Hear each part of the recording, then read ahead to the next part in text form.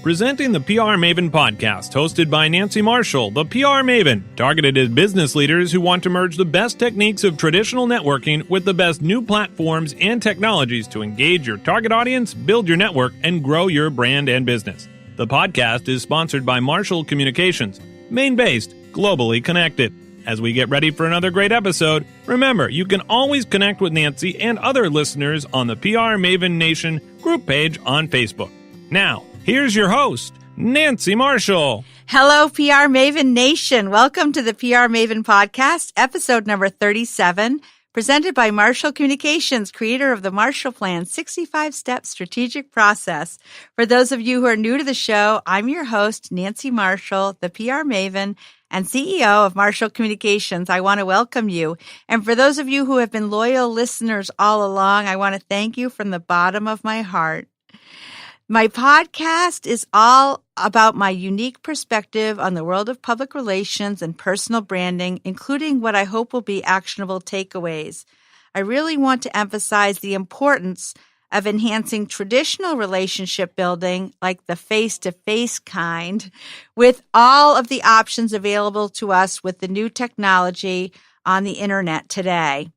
And every week, I'm featuring interviews with successful industry leaders, top executives, and media personalities from around the globe. And this week's guest is no exception. I'm here today at the New England School of Communications at Husson University with Nancy Roberts, who's the program coordinator for marketing and an instructor at the New England School of Communications. Welcome, Nancy. Thanks, Nancy. Thank you so much for having me. It's so fun to be here. And we were talking in our free interview chat about they really don't name people Nancy anymore. So we're kind of like, well, I think we're a special breed of people, the Nancys of the world. I would agree. So Nancy Roberts holds a bachelor's degree in communications with a minor in graphic design from Central Connecticut State University. She received her master's degree in business administration from Husson University right here in Bangor, Maine. She has earned accreditation in public relations, which is the APR, from the Public Relations Society of America Universal Accreditation Board. Nancy joined the faculty at New England School of Communications in 2007 to develop and lead the marketing communications program. Nancy's areas of teaching expertise include public relations, marketing, and advertising. She founded and advises the Public Relations Student Society of America chapter. Nancy has worked in marketing and public relations for healthcare and nonprofit organizations for 18 years. She is a graduate of Bangor Region Leadership Institute and Leadership Maine. She is on the Brewer Economic Development Board and Maine Public Relations Council Board of Directors, serving as the Accreditation Chair. Her personal interests include running, hiking, and spending time with her husband and 2 children. That is just an awesome bio, Nancy. I'm so happy to have you here as a guest. So to kick it off, tell us about your career and how you got into teaching. Oh, that's an interesting question, but I'm going to go back to how I ended up in public relations. Oh, good. Just because I think it's an interesting story that when I started at college, I was a graphic design major, and this was before desktop publishing. So my designs were not turning out the way that I had hoped in my head. They were one way, on paper, something else. And I kind of pivoted because I thought, okay, I know I want to do something with advertising. What else is there? And so I ended up in public relations. But it was great timing because desktop publishing did come along while I was in college. And so when I graduated, I ended up with that degree in communications with the minor in graphic design. And so that made me really marketable. Having that combination worked out great. That's right. It was unique, but of course now it's so common that everyone has to have that skill set of not only being able to write, but also to design and take photos, etc. But at that time, it wasn't the case. But the other thing that I did was an internship, and it was in the athletic department. And that was really helpful to me because I enjoyed all I was learning, but it also made me realize that I wanted a career where I felt like I was making a difference. And I didn't feel that in athletics. And so that's how I ended up in healthcare and nonprofits for so long. And it was later on when I had my children and I was sort of feeling like, wow, this job is a lot. Maybe I could do something a little different, that I ended up in teaching. And it really ended up being a terrific career for someone who wanted that work-life balance, which is what I was looking for at the time. Yeah, well, that's great. And I think NESCOM is very lucky to have you. I feel lucky too. I had good timing as far as when I came over to the school, they had some marketing classes, but they didn't have a program. And they hired me, wanting me to start the program. And I really looked around and thought, when I was hiring, who was I looking to hire? What skill set? And so that's how I ended up with a program that requires the students to take classes, not only in public relations, but also in advertising and photography and graphic design and even video, because it just makes this graduate more well-rounded. And so even if they want to specialize in graphic design, if you have a choice between hiring a person that's just a graphic designer or someone who can also pick up a camera and can update the website and can also shoot some video, I think that's who you're going to go for. So it's really worked out well. Yeah. Well, if you had it to do over again, would you do anything differently? When I think about my earlier on career, working in healthcare and nonprofits, I think it was probably overcoming that imposter syndrome and, asking for the raise or asking for the promotion that I didn't do or didn't do it as quickly as I would have, that I would, say, next go around, recognize that you do have some expertise, you do have some things to bring to the table, and take those chances. Yeah, I agree. Absolutely. You really have to believe in yourself. And earlier today, I had the chance to speak to some of your students and, was talking about how you really have to be your own best self, your authentic self, and believe in yourself. Yes. And it's so interesting how it takes many of us so long to get there. And so if we can encourage this younger generation to get there sooner, and I do often, I'll talk with my students about where they're going to apply for jobs when they're graduating. And they'll say, oh, I'm not going to apply for that job because I don't have this skill or that skill. And so I'll talk to them. Often it's a female student who says this. And so I'll talk to them about this research that says men are more likely to apply for a job if they only have 50% of the skills versus women who feel like they shouldn't apply unless they have 100%. And so I talk to them about that and say, go ahead and apply. You don't know who they're looking for. You don't know who the other candidates are. You never know. Right. Unless you put yourself out there. And I always say if you add a dose of enthusiasm to whatever you're doing, that will make up for a lack of skills sometime. And you can often learn the skills on the job. Yes, I think that is so true as far as I think many employers are looking for a fit. And do you have the right personality? And are you willing to put in the effort and go the extra mile if needed? Rather than, do you have these specific skills? That's right. Yeah. Well, can you give me an example of how PR and social media have helped to advance you personally or your organization or employer? Yeah. Well, I think that having those connections online can be so useful. And so I've talked with students about making sure that they are connecting with people that they're interested in, whether it's a certain industry or a certain company, or maybe they want to be in a certain region of the country. And so looking at, who are the leaders there, and are you following them on social media? Are you making connections? And that has worked a few times where, for example, there was a student who started out as an audio student, transferred into marketing communications, but was very interested in graphic design and wanted to design covers for albums. So he started doing that on Instagram, and he started following artists that he was interested in, the music that he liked, and has since graduated and is working as the creative director for a record company. That's awesome. Yeah. So I think it can work. Yeah. Particularly because students have the opportunity to hear from industry leaders at conferences.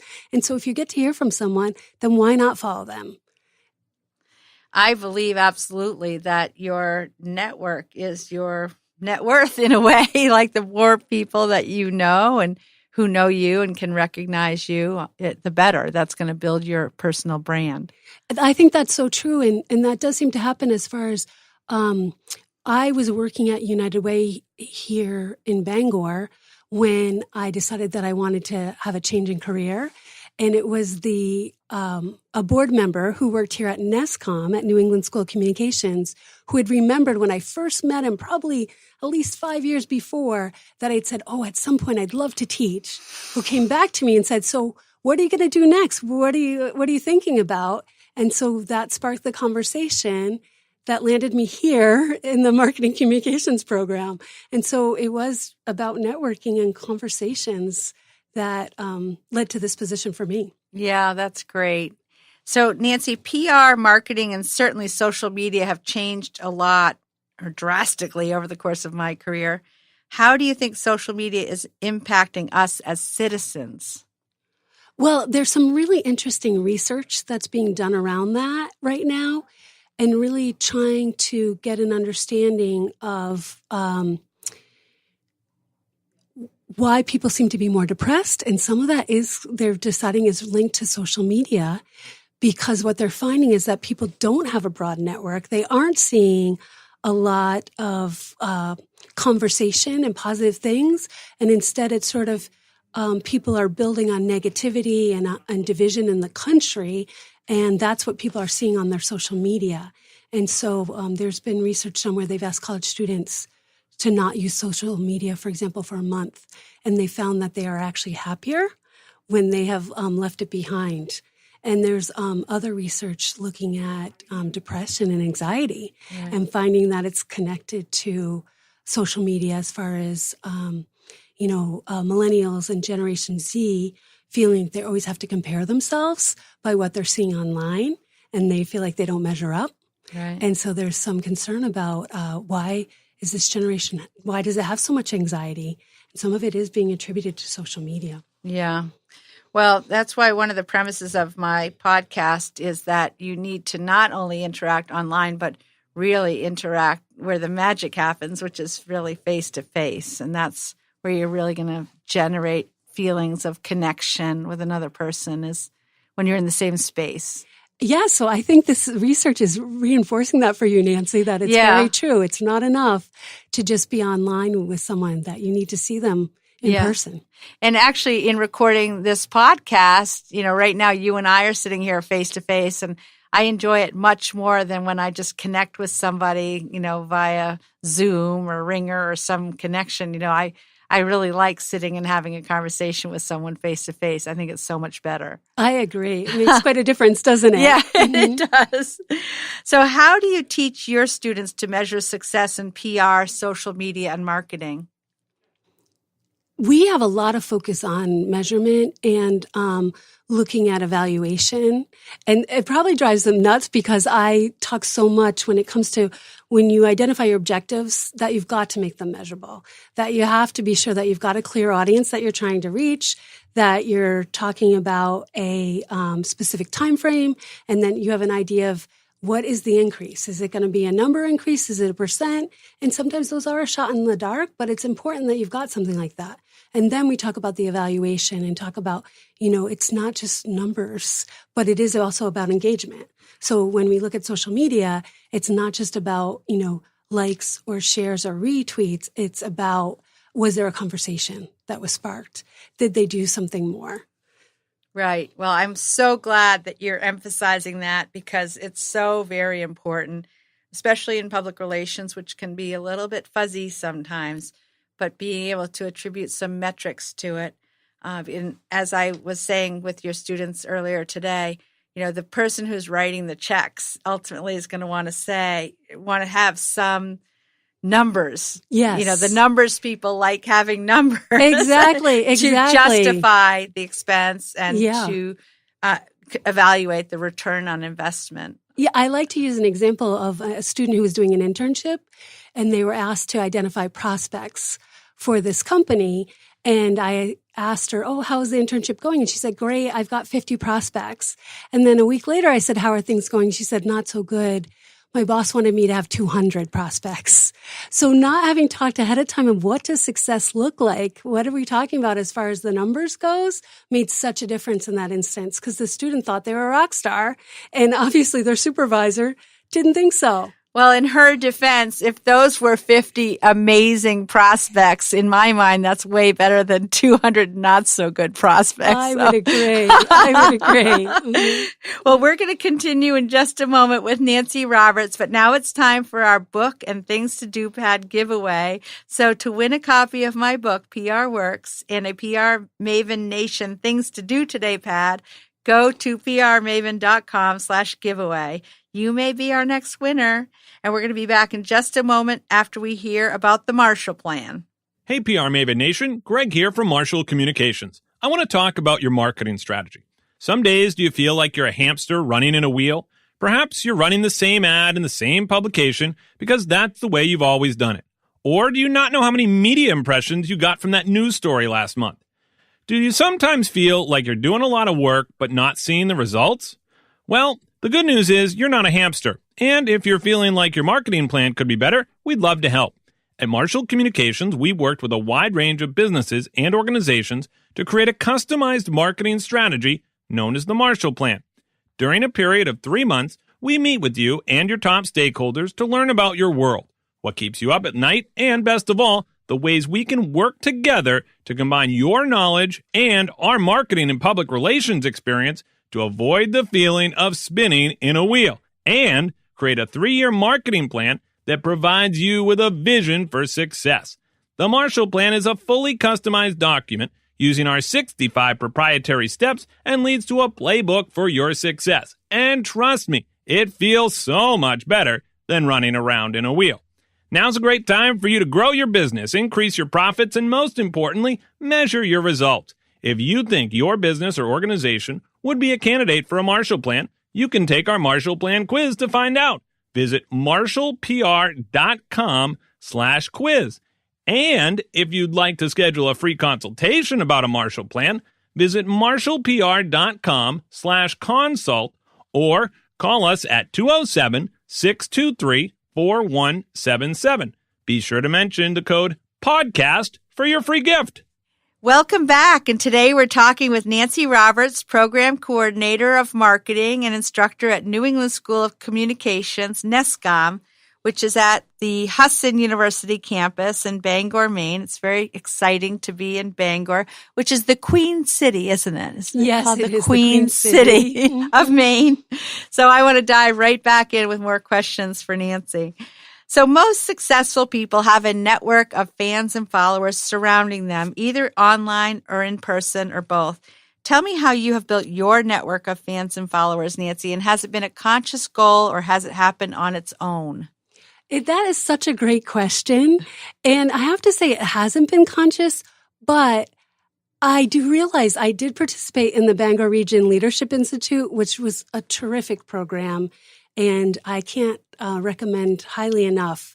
If you have the opportunity to participate in a leadership program in your community, you should go ahead and do that.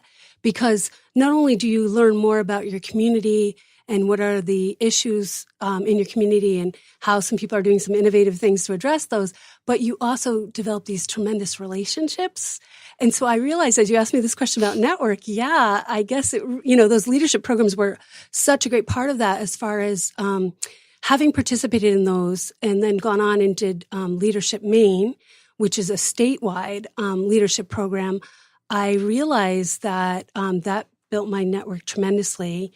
And when you spend the amount of time that you spend together in these leadership programs, because typically they're a full day once a month, and then you take, a couple days doing something together, you really feel so bonded that even if I haven't had a conversation with someone involved in those programs in 5 years, I know I can pick up the phone and call them and ask them about something. And they're going to help me out because we bonded and we have such a connection. And so those leadership programs are a great way to build your network. And it's an investment on the part of your employer to, allocate the time that you're on the payroll to go. Yes. But I can see how those relationships strengthen the community and strengthen your employer's place in the community also. Yeah, I think very much so, as far as there's collaborations that come out of those. And I'm sure there's also contracts and other relationships that get built as part of that as well. Yeah. Well, and sitting here today at NESCOM and seeing how amazing this facility is and all the technology that the students have. I mean, it's like a kid in a candy store. I mean, it's just really amazing, all of the assets that you have here that the students can use. Yes, and it's interesting because one of the things that I brought to this when I started with the marketing communications program was the fact that I had been working at United Way, which had 72 member agencies. So I was well aware of the nonprofits in the community and how much help they could use. And I thought, these students need real world experience. And there are all these charities that could use a great brochure or a new logo or something else. And so experiential learning has been a big part of this program and continues to be today. And it's a great way for students to network and for charities to get things that they need as well. So that's been a really interesting opportunity as well, is to connect students to what's available in the community and then also provide some resources to nonprofits that are looking for that kind of help. Such a win-win. It really, it really has been. Yes. It is.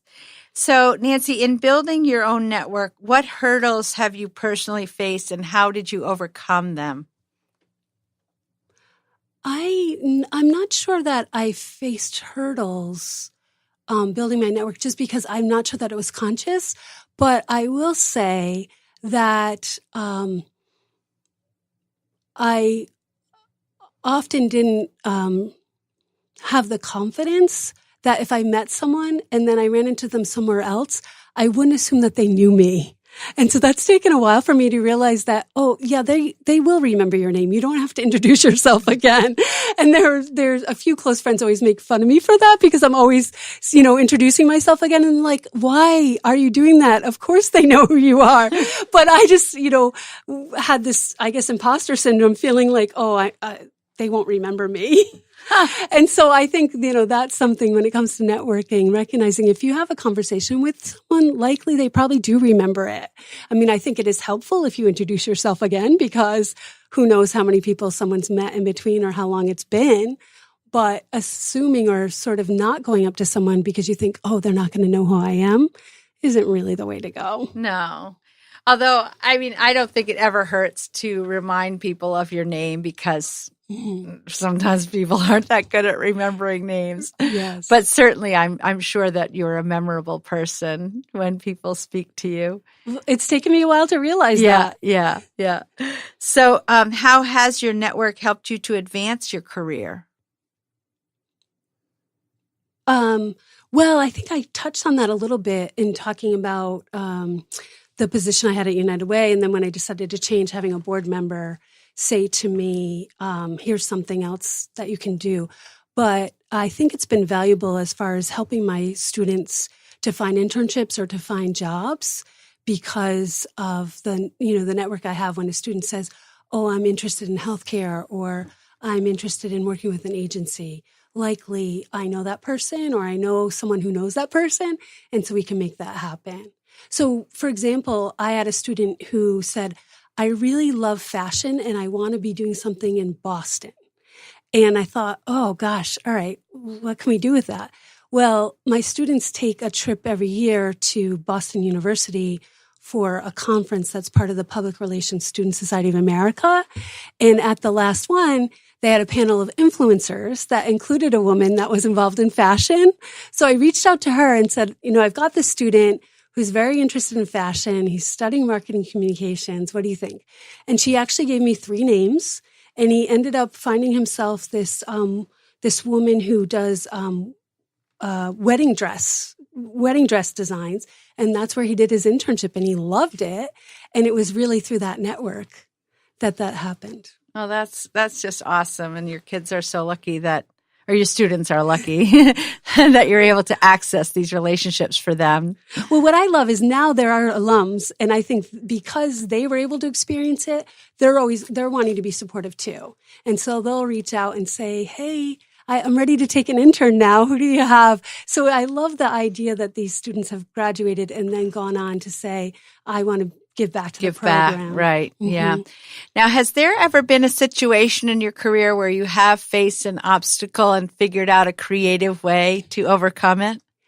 Yes. Actually, when I first moved here to Maine, I was working in healthcare, and I was working somewhere where the CEO resigned, and the person who replaced him turned out to not be very supportive of women. So that was really an interesting situation to be in, because the leadership team was 6 people and 3 of them were women. And so what ended up happening is that we banded together and we started sort of a book club that we started reading these books about, how to communicate with people who have a different view than you. Or I think, at the time there was that women are from Venus, men are from Mars, or what have Right, you, yeah. that talked about, how do you speak differently to different genders and things like that. So we would actually get together, talk about some of the things that we were learning from these books, but then also talk about, at the next management meeting, what did we have on the agenda and how are we going to support each other and help each other to get some of these issues addressed? It seems funny to talk about today, because today I would hope that it would be addressed very directly when you have someone, who has that type of bias. But at the time, we didn't feel that could be done. And we really felt like we've got to get creative about how do we still continue to be successful. And that's how we resolved it. Yeah, well, I think that was a very creative way and a very positive way. I mean, rather than just quitting your jobs or walking out or staging a strike. Yes. So it's interesting, though, to think that, you and I are kind of part of his history, not only having the name Nancy, which they don't name people Nancy anymore, but, we kind of came into the workforce at a time when things were changing, Yes. And Yeah. I'm so happy that now we're in a place now where there is much more equality and Yes. much more access and more opportunity for women. I would agree. agree. Yeah. Mhm. I mean, I know for me personally, I don't really think about it, with myself. It's like, yeah, I am me. I'm a person and I don't see any roadblocks. Like the sky is the limit. And I find it so energizing and exciting. So, in your line of work, is there a resource such as a book, a website, or an app that you have found to be helpful, and why? Well, I would say one resource is accreditation, which is something that the Public Relations Society of America offers.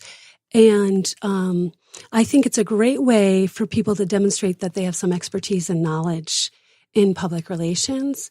And so I would encourage someone, if they're in public relations, to think about becoming accredited, because it really just allows people to know that you have a credential and you have a certain standard that you're being held to, and that you have a knowledge base that they can expect you to bring to whatever the situation is. Right. I would agree. And Greg Glynn, who's the producer of the PR Maven podcast, has his accreditation, and he is very adept at creating a measurement dashboard for anything we do, so that, creating those metrics or KPIs, or sometimes they're called CMOPs, critical measures of performance. Yes. So that is something that he's been able to do, and also to think strategically, because I think it's so easy in PR, marketing, and advertising just to say, "Oh, let's do this thing. Let's create a brochure. Let's put in an ad." No, first let's think, what is the problem we're trying to solve? What is the strategy, and what are the tactics? And then how will we measure success? Yeah, I think that the accreditation is so useful, particularly for those people who might have come from a different background into public relations. And that often does happen, that, someone has a degree in something else, or they started their career somewhere else and then shifted. And so because the accreditation involves a review in front of a panel of peers where you're sharing a plan and talking about your knowledge and skills and abilities, and then they approve you to then sit down and take this computerized test that's, I think, at least 200 questions, it really does require you to have a base of knowledge that you then can apply. And so often people will say that not only, getting that accreditation was so worthwhile, but also the process and all that they learned to get there are things that they end up applying in their jobs. And it sounds like, that's been Greg's experience. Yeah, it's almost like taking the bar exam. I mean, it's really exactly. a daunting process in so many ways. But it's good that there are mentors and there are people who will help along the way when someone does decide to become accredited. So there's a lot of support. And then, of course, you have that ability to say, hey, I'm one of 5,000 people that is accredited. And so that's really set you apart as well. Yes, exactly. Mm-hmm. So Nancy, what would be one piece of advice for someone just starting out in their career? I would say get involved. And so whether that's when you're in college, to make sure to participate in clubs and other activities and other opportunities outside the classroom. For example, we have an alum who started out as an intern with Hewlett-Packard and then worked there for 5 years. And now he's currently in communications in the e-commerce division of Walmart. Connor Sweeney is his name. Connor's going to be doing a video chat next week. So that's an opportunity for students to hear someone who's doing a job that they might hope to do one day and to ask questions of them and to get advice. And so taking advantage of those types of opportunities. And then, when you are in the workplace, being that person who's willing to step up and volunteer for something, even though it's not going to be the most glamorous job, but just being seen as someone who has that positive attitude of, I'm going to get it done and I'm going to do whatever I need to do. I love that. Don't you think it makes such a difference? Oh, it makes such a difference. I mean, as an employer, I can say that the person who's going to go the extra mile is always the person that I'm going to reward if I can or promote or, I love to see that kind of no limits attitude. Yes. Yeah. Yeah. So is there one parting thought you would like to share with PR Maven Nation today? I would just say that people should be themselves and be authentic. And so I think if you're genuine and are able to share that with other people, they respond in kind. And that's really the best way to develop a network. You can't be somebody else. You have to be yourself.